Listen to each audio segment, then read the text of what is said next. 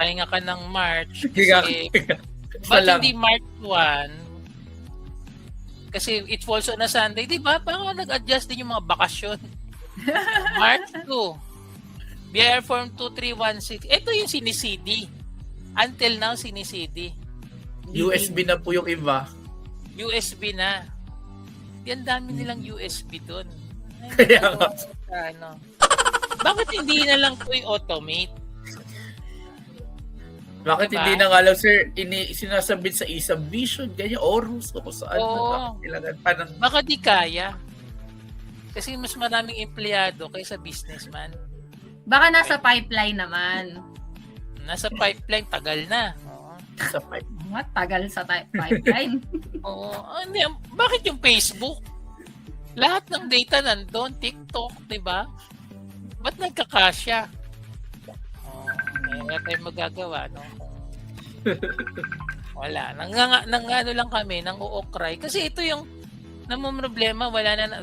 Dati kasi may CDR King, parang ngayon naubos na ata yung branch ng CDR. Binawal ng optical, sir. Optical media board.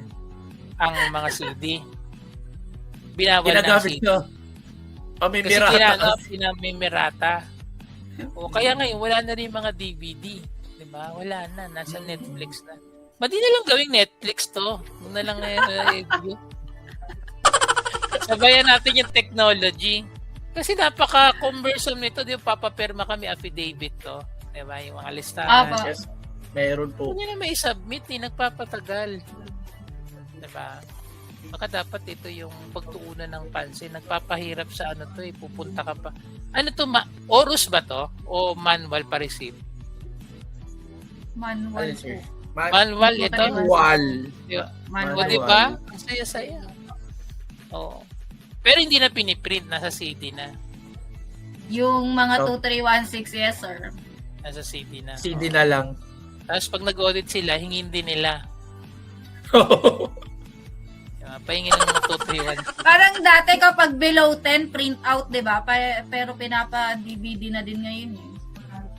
Wala na nga DVD na luma na yung technology. Ito yung na may DVD pa sa office natin, sir. Yun nga gagamitin natin.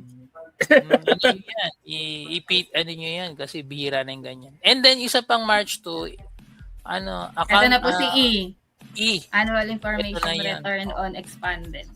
Dapat tie up pa. Baka naman hindi tie up tayo. So, magtataka kayo, may findings. And e-submission ng alpha list. Ayan. So, naintindihan nyo na yung buhay account